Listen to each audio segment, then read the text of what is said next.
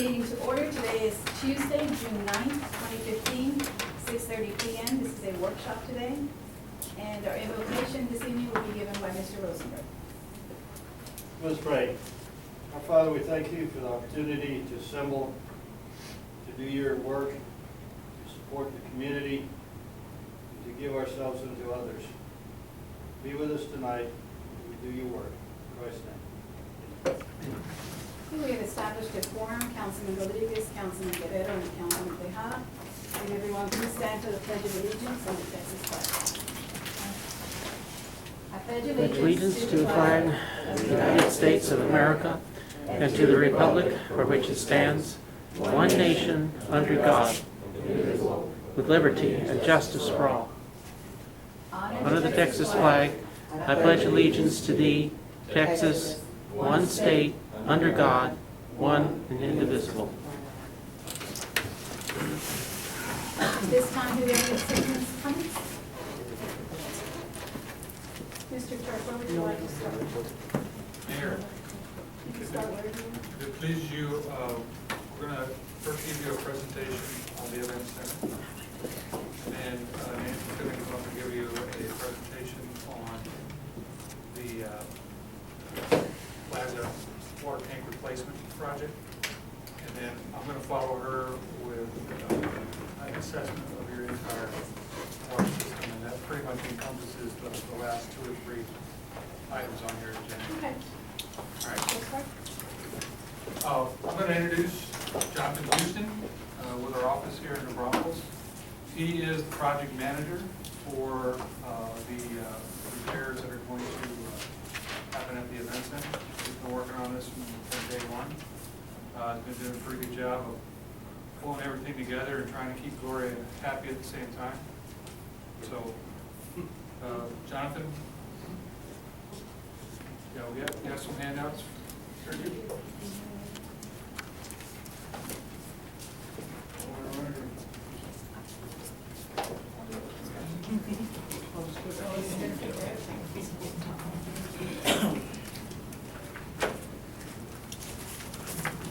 Feel free to ask questions during his presentation, but we're going to try to go as quickly as we can.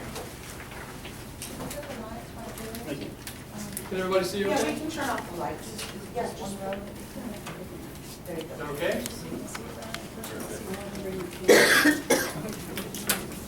All right, well, good evening to the Floresville public servants that are here. Thanks for the opportunity to be here. And like Tom said, I'll be talking about the Floresville Event Center repairs. So like you said, if there's anything you should have a question about, please feel free to ask. You're the next one, Nancy. There's our agenda. Basically, we're going to go over the project list review, and I believe that everybody here has seen the project list. We're just going to go over that one more time. Talk about cost estimate, schedule, and just go over the general process and field any questions if there are any. Next one, please. So this is that original project slide. It's got a prioritized list, and as you may remember, of anything above this black line, we had looked very carefully and estimated all that can be done for $875,000 or less. So that's what this project is comprised of, is that $875,000 litigation money. And so we plan to spend it on the most critical items there that have been prioritized for the Floresville Event Center. Next one, please. Here's the cost estimate. As you can see, the roof and the building envelope are the biggest ones, and that's really where the most problems were at.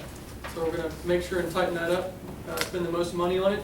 And then after that, we've got some civil and grading issues that we want to correct. We've got HVAC controls and recommissioning that has already begun. Basically, we're about halfway done with that. The other half will be completed in stride with the roof and building envelope repairs because there's some movement of those units that has to happen on the roof that needs to be done at the same time as the roof work, so it all gets sealed up tightly. And also, we've got some mold remediation. As some of you probably know, there's a couple of rooms in there that have some mold problems. So, of course, it makes sense to do that afterwards, once all of the leaking has been stopped by taking care of the roof. And then the engineering fee, we've got about a 10%, just under 10% contingency down here of $75,000. And so that's the cost estimate. Next slide, please. Schedule. So right now we are looking to go to advertise for bid on July 1st. So right now, as Tom said, I've been managing most of what's been going on, putting the bid documents together, and getting ready for the bid opening that'll be on August 5th. So that will take place here at City Hall. That's where we scheduled for 2 p.m. I believe that's Wednesday, August 5th, here at City Hall. From August 6th to September 1st, there'll be the evaluation and the contractor recommendation, at which point there will be a City Council approval and award. And then finally, we will do construction lasting approximately 6 months between that notice to proceed in September and spring 2016. Excuse me, who will be at the bid opening? At the bid opening, good question. So at the bid opening, I will be there, and I'm assuming that Tom will be there. Monica? Yes. Monica, anybody who is a part of the selection committee, which we'll get into in just a minute, and any contractor that wishes to be there to hear all of the bids go public will be there as well. All right, thanks, Nancy. Next slide. So selection criteria. So we are going through with a competitive skill proposal process here, and part of that competitive skill proposal is coming up with the selection criteria that we will use to vet the contractors that submit bids. And so you can see here that this is how we have it divided up. Of course, price is always very important, so we got that at about 2/3 of the decision. But we wanted to leave ourselves the leeway or the flexibility to choose based on the proposed schedule that the contractor has, their completion methodology, which is kind of a fancy way of saying how well will they work with you. You know, will they work around the scheduling of events at the Floresville Event Center? Those kinds of things. We also want to know what their experience and qualification is, including their subcontractors. So if this is their first go-round, you know, we probably don't want that guy doing it. We want to get somebody who's got a little bit more experience under the belt. And then finally, any references, litigations, claims, and compliance. You know, do they have any black marks on their record that we want to know about and consider when we are evaluating whether we think they're able to do the job or not. So that sums up the selection criteria there. Next slide. And then this is the bid evaluation process. So like I said, competitive skill proposal. And the 2 bullets there basically summarize, say, this is a method for procurement that gives you greater control rather than just accepting the lowest bidder. And it also is criteria based like we just talked about a second ago. So you have a set of criteria that you can evaluate against instead of just taking it on price. Is there a performance bond on this? Yes. Okay. We'll have a pre-bid conference that will happen after the bid goes out for advertisement. And this is kind of a good way to get more awareness built up, you know, kind of increase your pool of who's aware of the bid and the project, and also give them a chance to meet on site. And we're recommending that this pre-bid conference would be at the event center so they can walk around, see the roof, see the mold, and get a first-hand account, a review for themselves of what these problems look like so that they can come up with a more accurate bid. What is that performance bond? In the event the contractor fails, it's an entity that finances the completion. It's like an insurance company. So, I mean, you don't want to be left with a partially complete job. that's true. So, like John was saying, we will have or like John asked about, we'll have the bid opening where the bids are read aloud. Our role as part of this evaluation process is to take those contractor bids, stack them all up, and put them on a level playing field, evaluate them based on the criteria that we talked about earlier, and then come up with a short list. You know, basically take out the weeds, get rid of that stuff so that we can present the selection committee with the top ones that we can interview. Interview the contractors, basically a short list of them, and then once the committee recommends award to City Council, we can give the notice to proceed. Next slide, please. And that sums up the process. Any questions about the Floresville Event Center? On your interviews with contractors and subcontractors, do you have a standardized list to go through and use for asking your questions so that you have some record of who you talked with, what you asked them, and you can compare them all? Yes. I think we talked about having a prepared list of questions to use and ask the same ones. So Exactly. everybody We has- want apples to apples across the board We want to ask the same questions to everybody throughout the process. The only reason I ask is I've done that before, and it's amazing what you find out about people when you finally get to talk to somebody that's worked with them before. Right.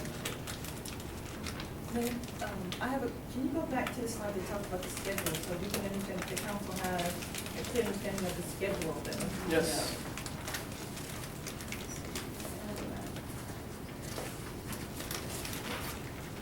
There it is. Okay.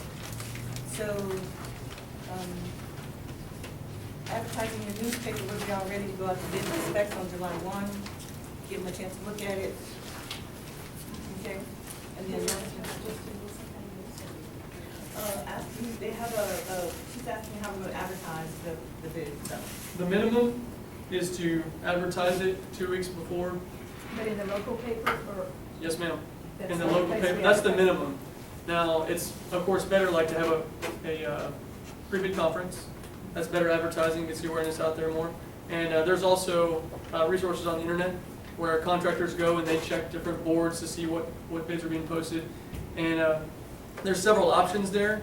You know, this is primarily a roofing project, so we're going to see what's the best board to post on to make sure that the roofing type of contractors are exposed to that job and we get the most options. Are you going to file with the AGC and the agencies in San Antonio? The AGC is definitely a good one. I think I've been considering going that route. Looks like a good one. Can we do several, or does it have to be just one? Can we, if you go, because there was that the other one that we talked about, I that think other provide, like. Sipcast? Sipcast, yeah. Bid Yeah, advertising, and then we could put it in the paper. We'll find one that is more oriented towards the building trades Okay. and roofing, and that should be good enough. All the contractors are plugged into those. And what's the other roof in San Antonio that I can't think of the name of, the fake bids? Well, they're only gonna use one, so. No, but you know, these are the trades groups like AGC, Associated General Contractors. The plan houses? What? Plan houses? Some plan houses, there's a couple of those. in San They usually Antonio. will pick those up when they do that, don't they pick them up? Yeah, those but you are can great. put them on their list, and that way they circulate it amongst them. So the bid announcement, we can put it on our website, says that they need to pick up the plans and the specs where? Here at City I Hall? would actually download them off the internet. They can download it, so it's out there in cyberspace, and then those Well, instructions on the and website. The last time that we did, I think for Nancy, right? We had a set of, I had a set of plans here, that if they wanted to come in here, they stayed here. To come and They- look at them. They could come and sit here. I had it Right. set up in here to where a contractor, if he came in here and checked in with me, and he sat down for however long he needed to, went through the specs and the plans, and then left. The to prepare. vast majority of contractors, though, Right. are going And we to didn't have download it. it off the internet through a plan house. And that'll be an announcement, okay. And then we awarded on September 10th or so. And who compromises your committee that you were talking about? It's really up to the city. Yeah, we wanted to, I get to play on the committee, and then I really haven't decided. Oh, we're ready. So we want to have them see what the recommendations are, so we can make sure that we make the time, but we'll have some other people here on the staff to be part of that committee once you all come with your recommendations, Would it include a councilman? if you chose to. I'll take it up. So you all can talk amongst yourselves and decide how you want to do this. You got that? He's in the thing. Answer the question. He's floating this way. I'm like, he pays attention that way. You volunteer? Yeah. Great, great. We have a volunteer. If it works with my schedule. Thank you. We'll make it work, we just. Is the site visit mandatory? Not mandatory, Not- but recommended. You can't. You really can't make it You mandatory. can't require them. Right, You can strongly suggest. right. I mean, and if you're a contractor, it is, advantageous to see the site yourself, but like Tom said, we can't make it mandatory. So we awarded it, it starts in September. If and they we all don't show know. enough, if they don't show enough interest to go make a site visit, they ought not to be on the. Well, and that's something that you're gonna, when you do your recommendations, Yeah, I that's mean, part you of put your that in your grading, right? evaluation.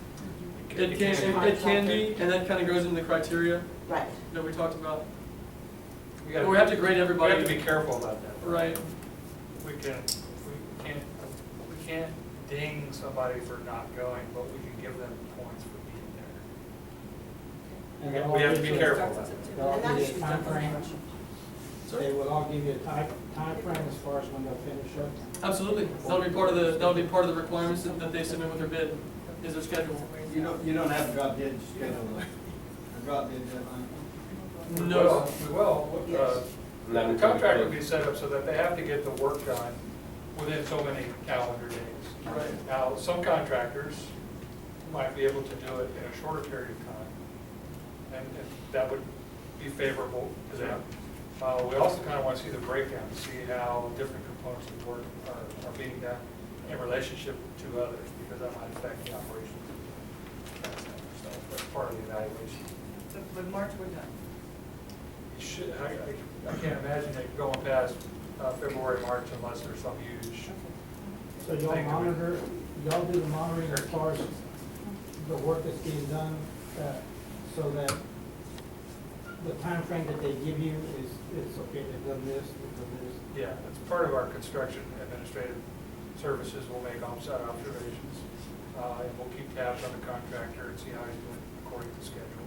And if he gets off schedule, we'll let them know, and then they're obligated to show us how they're going to get back on schedule. And then if there's any change orders or anything in reference to, oh, we opened this up and we found something new, which can happen when you're doing the your engineers have to approve any change orders. What's the amount of change order that's got to go to council? That varies by city, so I mean, because we've got a limited fixed amount, Do so. we have a contingency, wouldn't that be covered in there? That would be part of it? Right, the contingency is there to hopefully cover any of those kinds of things like Henrietta was mentioning. When you open up the roof and things like that, you're almost guaranteed to find something unexpected. but that doesn't necessarily set the limit for what we have to go back to council for. That's up to you all. Some councils, they want to see every change order. Some give their city manager latitude up to a certain amount to go ahead and approve without council's. Well, I think from my comfort zone is anything that exceeds the contingency, because this is a dollar amount that was in a lawsuit that has to be used for this, it includes the engineering fee, but things happen, and if it exceeds the contingency that's built in there, then they need to come back to council, but you all need to approve the amount, because I gotta go find the money. Okay? So it's gonna be hitting our general fund, so if you stay in the parameters that we laid out, I don't see it need to come to council unless you exceed your contingency. That's my recommendation. No, I'm just saying, if they stay on, if it stays on point, and most of them, they don't like to use all contingency, but change orders do happen. If it exceeds that contingency, and you exceed that dollar amount, then they have to come back to council with that. This is just based on the roof or based on the whole entire project? The whole entire project. Okay, then that's fine. Okay. Is the contract going to come to the manager for review? Oh, yeah. Good work. They can get tired of looking at me, they thought Gloria was bad. Any other questions? All right, it's been fun. Thanks for having me up here. Who's following me? All right, Nancy. Okay, thank you. I'll trade jobs with her, sure.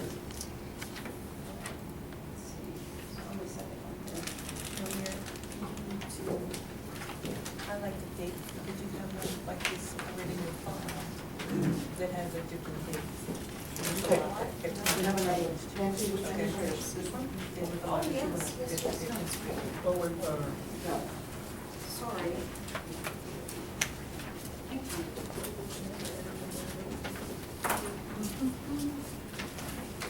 Did that work for you all last time, or no? Yeah. Okay. Thanks again.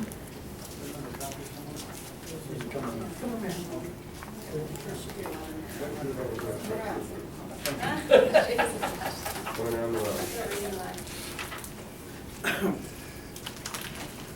you know, I am the mayor's going to think you're lazy. Okay, so, this is presenting, closet ground storage tank replacement that we've been talking about for, since last year, about this time, and probably before that. There's a nice picture of it, and you've all probably have seen photos of it already. needs to be replaced, and this is our program for replacing it. This is Plaza One, of which, The ground storage tank at the Plaza Waterfront site, Jack's, right? Yeah. I call it Jack's. Jacksonville. That's our own little personal name for it. Oh, okay, all right. Just say yes. Be careful, I just say. It's officially the Plaza One. Okay, so the way we're gonna do this is in two phases. The first one is getting the two fiberglass tanks over here and installed, and decommissioning the existing tank. Basically, it's going to be phase one. Phase two, phase two is demolishing that existing tank and constructing a new 100,000-gallon ground storage tank. At one And time I that will be had a heard, portion of it. I'm sorry. but at one time I thought we had heard that that was possibly something that we could salvage to somebody? The existing tank? For Yeah, parts or something? when it gets demolished, the contractor will probably sell and have that recycled and use some of that money to offset his costs. And then, Well, the cost to use. Yeah. so phase two is related to the USDA funded project, and phase one is not. And phase one, of course, will be very soon. Okay. So phase one is going to include, of course, the purchasing of the tanks, which we've already done, constructing the concrete foundation, moving the tanks over and putting them into place, fencing improvements, gate improvements. We're going to inspect the tanks after they're set up and make sure before we fill them with water that we might not need to do some repairs or recoating or something.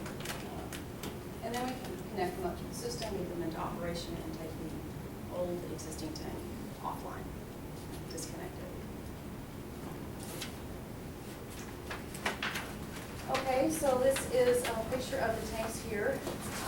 Just more detail in purchasing these fiberglass tanks. There are two 33,500 gallons each, and that has been completed at $16,000 already. Next slide. Also, we will have to construct a concrete slab with a price from the contractor. And we can start by the 17th of this month, and we should be able to finish by the 24th. So by the end of the month, we're going to have a slab on the Plaza Waterfront site for this things to rest. And then we will move those tanks and place them onto the slab that is waiting for the carry home. And probably. Those tanks are on site already? No, this is just a picture of what it What it would look like? probably will look like. Them tanks are existing, what, off of the 467? Or where at? They're on Tor Lane in Seguin. 4 lane? Tor, T-O-R. Yeah, and coming from the Springsville water supply. Correct. Yeah, our tank doesn't look like that, though, right? No, that's not your tank. I pulled that off the internet I don't know who today. put that on there. I did. Your tank was a whole lot better than that. And I just wanted to give you a visual of how they get them over here. Okay, You need to put a little caption on Maybe a it. cartoon. I should have photoshopped it, but I didn't have time. I do want to say that Miro, who's here, went to go visit those tanks before we actually purchased them, looked at them, examined them. I went myself, he climbed up and went on, I didn't do all that, but the tanks look, the tanks really look nice. I really have to say, so we can't wait until we get them in place. And we have several pictures of The actual tanks. And that was- Yeah, I think there's a couple under. Okay. Next slide. Then we'll do some fencing improvements. I don't have an illustration for you on that yet. Thinking it should take about $5,000. And my timeline there, starting July 1 and ending July 7th, is after they've moved the tanks, they got them in place, then let's correct the fencing and do what we want to do. We're going to have to tear some down to get them in their new spot. So we want to wait till they get it and then do the fencing repairs or revisions. Okay. be resting on a new home on a slab, and we'll need to have them inspected before we can use them, of course. And I have a dollar amount from the contractor for $1,000 to get that done, and I feel like that will be done as the fencing revisions are being done as well. And we won't know until it's inspected if it needs any minor repairs or coating or patching or something like that. So to tag a dollar amount on it is be difficult. I'm just gonna have to see what the tank inspectors find. And we've seen them, we've laid eyes on them, they're good looking tanks. They're not gushing out on the ground, so I think if there's anything, it should be minor. I just took a $100 cost for that. And that would be based on TCEQ's request or requirement? Yeah, it will need to be inspected before it goes into service, of course, and yeah, and if it's leaking or anything like that, you want to get it repaired. That call comes back to us, does that go back to the vendor? No, I think that would be the city's cost. We just don't know exactly what it is. And like I said, throw a number at it, but that's exactly what. That would all come out of the contingency? Yeah, I mean, I think it would. But there again, we couldn't charge the vendor for selling it as is, or we saw it at the time, so. Right. But I think my concern is that, so the contractor gets here, he's gonna take care, no cracks, there's no major dings or anything, and then he gets here and he goes, oops, I dropped it. That's on him to make sure, because it's as his tank, but it didn't have this big ding in it. Right. Or a missing side of the mirror like my car, come on.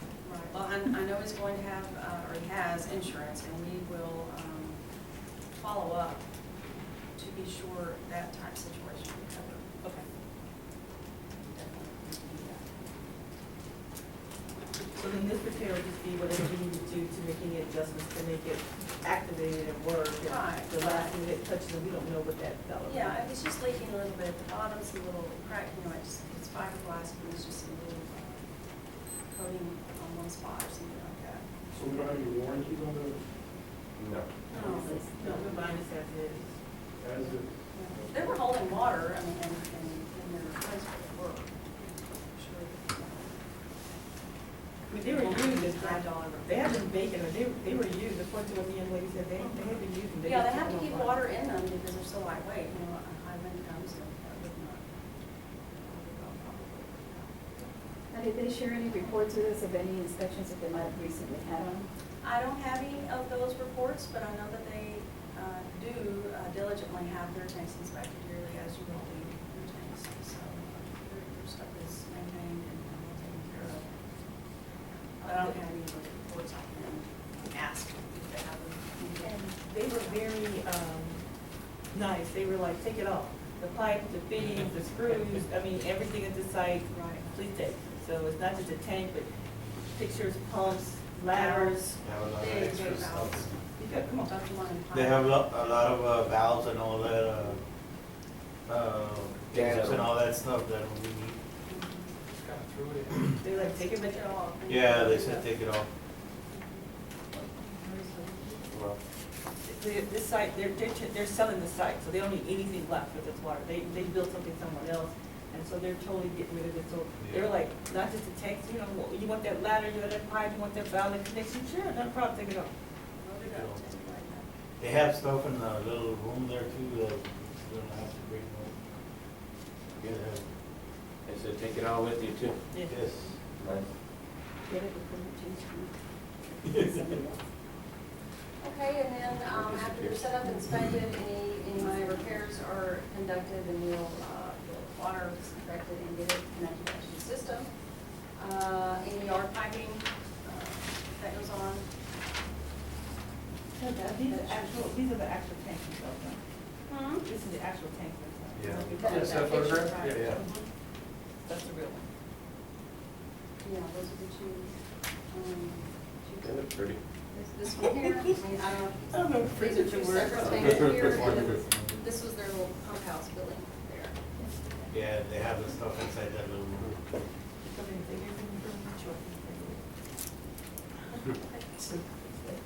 Will that house disassemble? Concrete. So then that completes phase one, and then phase two, of course, is a portion of USDA funding to construct a 100,000 gallon ground storage tank where the existing one is right now. Remove it and put a new one in its place. Okay, so there is just a summary of phase one. That's what we're talking about here is the cost and the data completion. And I apologize, I did not include a total at the bottom of that, excuse me. I didn't put in contingencies, and engineering, and all of that. Those are just the hard PO costs, if you will. Um,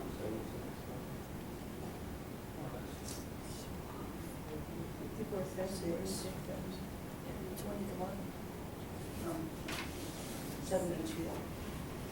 72.70. Right?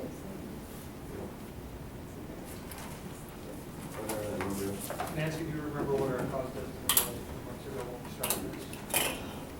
78 or something? I'm seeing a 3 or an 8. 736, but didn't have fencing in it, because we had to do. Right, something. we added fencing, and the concrete slab has been added before. It was not concrete, so those two costs. So despite those two additions, we're still more or less where we. Still under budget.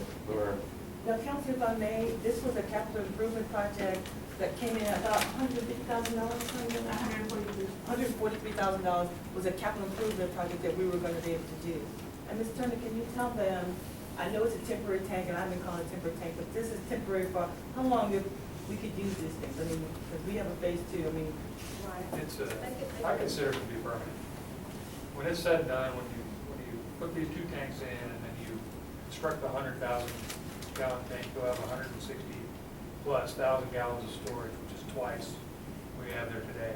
And I consider it permanent. They'll be there for a long time. So it's not like you're spending all this money to come back and take them away. This is something that we can use. I mean, it's like a part one of the major when we make this, as we grow, and then we make this next group with the USDA, those will stay in place. That's why we want to spend the time and the money to do it right and do the concrete foundations. I think originally we were doing clay or something, right? We're just gonna do it, Sand. gravel. So this is concrete, bolted, it's a real deal. So they're more of a permanent tank, not a temporary tank kind of thing, which I was using that language, but I'm gonna stop speaking. I'm talking, no more temporary. These are the new tanks before we get the bigger ones. We're gonna add, these are the kids, the mama's coming soon, so. That's where we're at. Let's see what's going on next week. That's it. Have any other questions? On the foundation and the fencing, is that something that your firm is going to be doing, or is that contracted out? We have a contractor that's going to do the slab and foundation. We've designed it and given that to him. To do. Is that something we could do in-house already? We have the chain link fence already in place there. The fencing and the slab, is that Okay. something that we could do? I wouldn't. No. No, Have No. that. not just that. No. Now, the fencing is a little different, the reason why it's changed a little bit is Alamo, I knew, I was thinking about Alamo, what is it, Alamo Concrete. Concrete, right? Concrete. So Alamo Concrete, they have like a little bit narrow gate that we use right now by Alamo Concrete, right there by the entrance. And then adjacent to it, I guess at one point in time, it's gonna be a policeman yard, or we were gonna do yards or something? They had proposed it for, when they confiscate cars and all that, they were gonna put them there, impound. Yeah, there's gonna be a yard for the, But I mean. but it they was never used it. used. It's our, it's city property. So what I need to, what Ms. Turner agreed with Mrs. Turner was that we want to have a gate that we can open and close, so when the big trucks come in, it can fit in. Because right now, we have problems when we have, it's a squeeze, they can't get their little gate. So since we have to take down the fence to bring in the new tanks, then what we need to do is put the fence back in the way that we need it, and a rolling gate is what I think you recommended, correct? Yes, right there by the well, because they had problems going in through the small gate. So instead of going through there, we have a gate right in front of the well. So we need another gate right in front of it because it's all chain link fence. So they can work on the well, we need a gate there, slide it so they can back up right in front of it. So we're gonna put up a gate that's gonna, a gate, a fence that's gonna use better for our choice, but it's gonna be a chain link fence. I think somebody asked was a cycle fence, it's a chain link fence, correct? Yes, yes. And so we need to be able to do that. On the same note, same location, he's gonna talk about, Tom's gonna talk about later, we having some surrounding the wells there as well as the tank that we're gonna have to address, but that's gonna be our training to address. So this preparing the site, so long-term, we should be ready for this site, right there by Alamo. But we have to fix this, we gotta take it down anyway, but we need to put back up what we need, not necessarily the fence. Now, the gate will be secure? Yes. It's gonna be like the one over there at the parks that slides off? It's gonna be, secure is gonna be one that they can open a little bit easier, because some of the police Easier say, than the other one that we because have the police say there. it's hard, so we're gonna set that up so it's an easy sliding and rolling gate. Now, we've included staff, so Nero's been very active in this with the engineers, working with them in reference to the timing, location. He's gonna be working with, when they relocated, the schedule's really important, that's why I asked him to be here, because he's the guy who takes care of these tanks and these wells and maintains that site. And so, do you all have any questions for Nero? Patience. Not during this time. Yeah. No.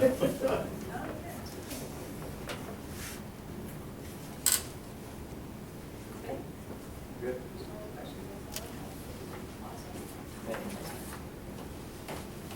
So what's sort of your guesstimate as the final completion?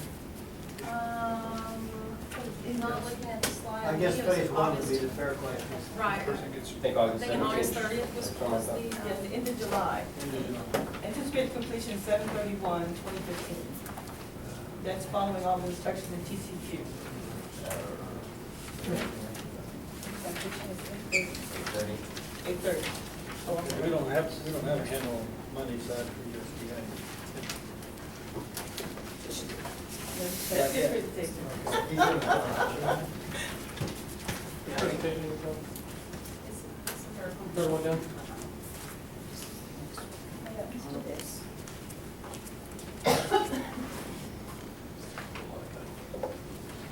okay, these being passed around, but for everybody here, I've got about 9 copies of the overall water system assessment. That's in the bound notebook there. And then there's a copy of the PowerPoint presentation that I'm about to do.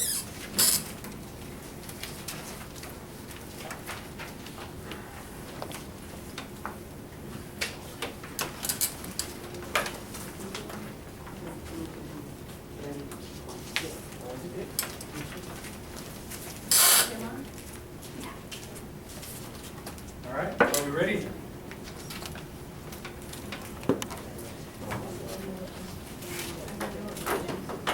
Okay. All right, as you all know, late last year, you authorized us to create a hydraulic model of your water system. And we've been working on that for months now. We have that model up and running, it's been calibrated, and we were able to use that model to help understand how your system is running and where there are some improvements needed.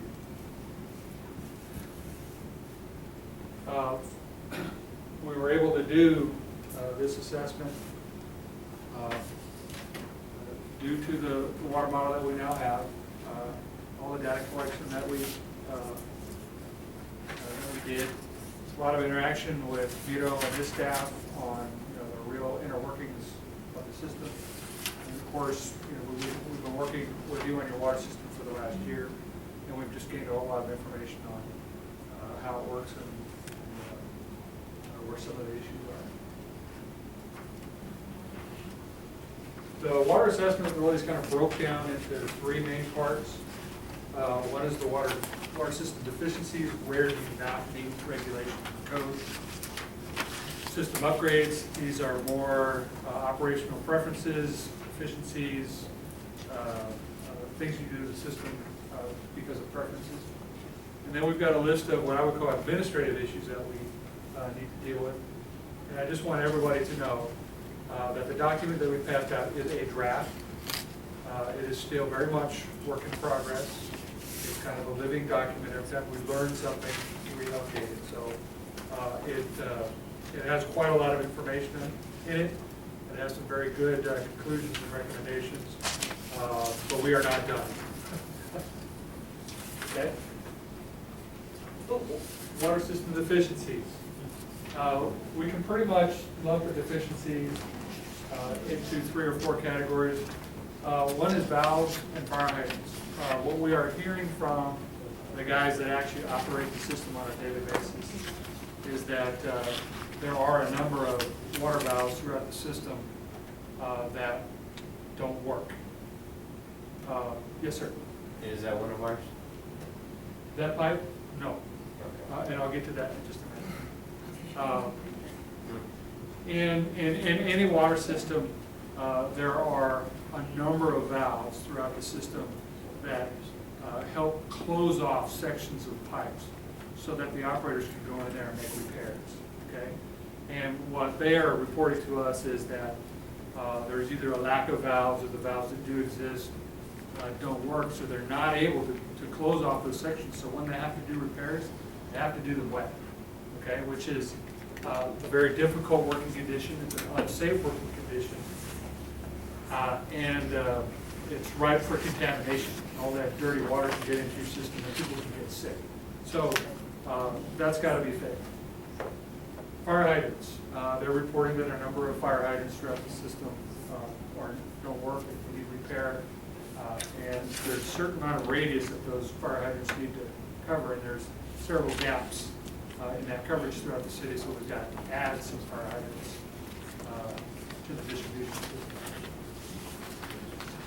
There are some areas where there are dead-end mains, and the dead-end main is just a long main that just ends, okay? And it's not looped back into any other main. And what that means is the people on that main get water only from one direction. We like to have at least 2 directions for water because of just reliability concerns. And then the other bad thing is that on the end of a dead-end main, the water tends to get stagnant because you don't get a lot of flow. It doesn't taste very good. The So, brown water? Pardon? Would that be the brown water? It very much could be the brown water. Yes. We like to say discolored. Discolored. Remember that. Okay. Aged mains. Based on information that we have that really doesn't exist, we're unaware of any kind of main replacement program that the city has had. In other words, the day that the water system was installed, that's been in the ground and in use. Okay? Typically, water systems will go in and they'll replace mains every year on kind of a regular basis. So that every 50 or 75 years, you have a complete replacement of your distribution system. To our knowledge, that hasn't occurred. Does anybody know when the water system was actually created in Floresville? I could not find that information. It's been a long time. Mr. Church, does that mean possibly that some of our mains might be plugged up? Yes. I went into Google and I plugged in a corroded cast iron pipe, and I got a lot of different pictures. But this is probably what some of your pipe looks like. That's really bad. But I can guarantee you that some of your pipe probably does look that bad. Miro, you might have some real Especially life. the downtown area. Is stuff look that bad? Not that bad, but I mean, Yeah. it's getting. Yeah, what happens over time is the cast iron corrodes, and that circumference just gets eat up, and the area for the water to flow in is just.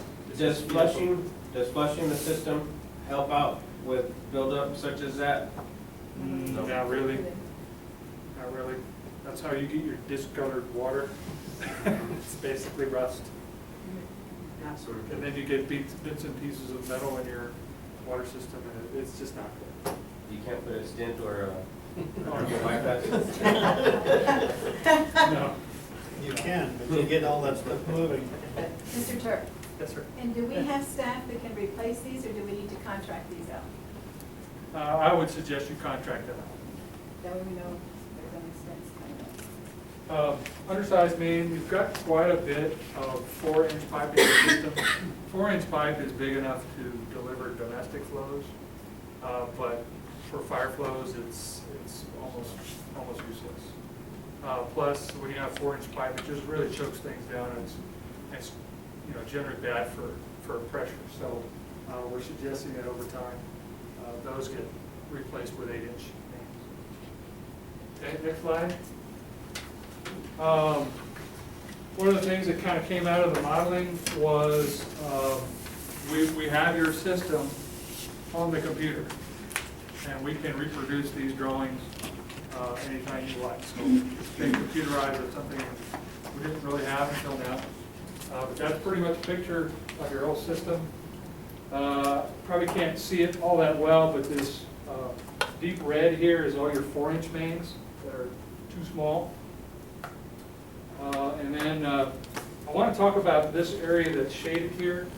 I was able to find some plats from 1922 to kind of outline what Floresville looked like at that time.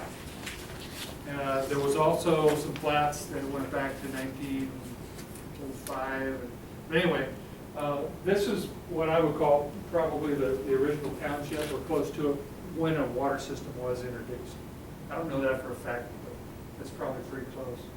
When I talked about the replacing the aged mains, this is where I would start.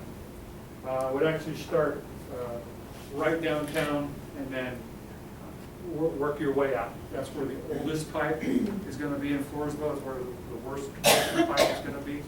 And then over time, we'll go out throughout the city and replace your main. You have about 50 miles of pipe in your system. If you do about a mile a year, for the next 50 years, you will have redone your whole distribution system. So you'll want to do a little bit every year.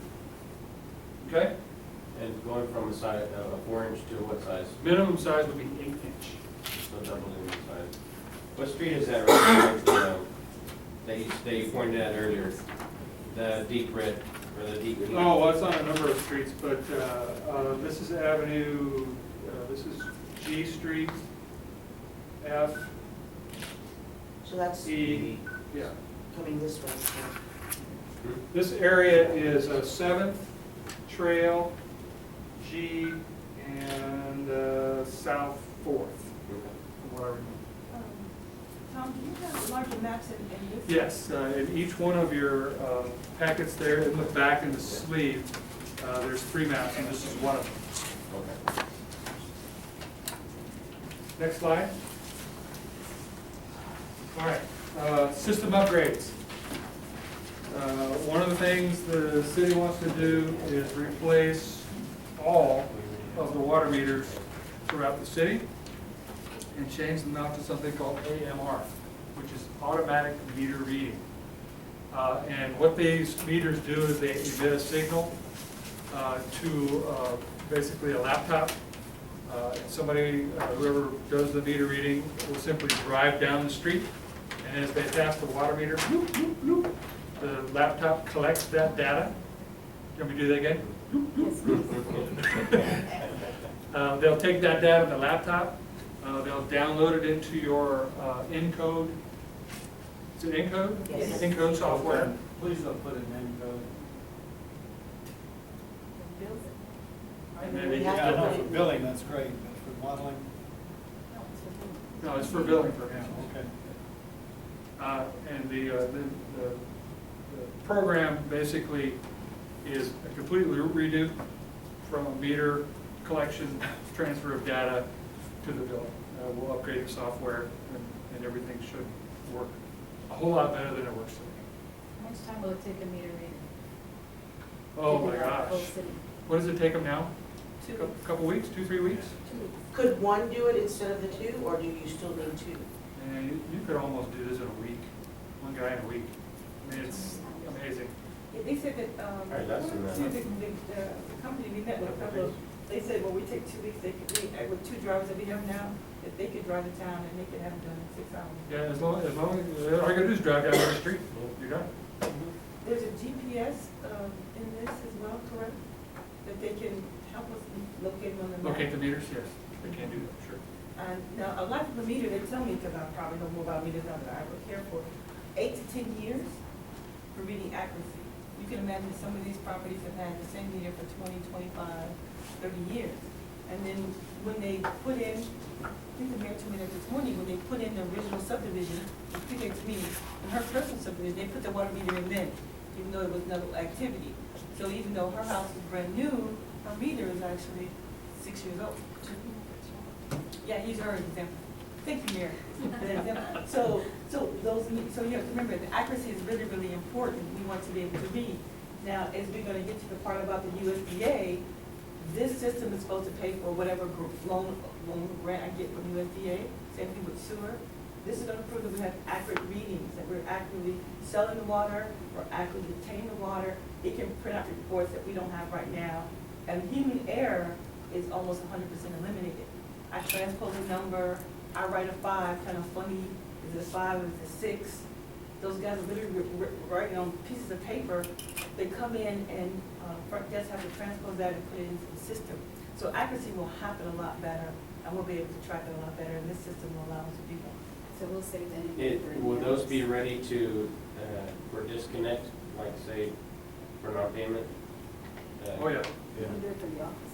It'll be done from the office and without necessarily having a SCADA system set up? I don't know that that is actually possible. I think you have to actually go out and turn. Lock out the meter.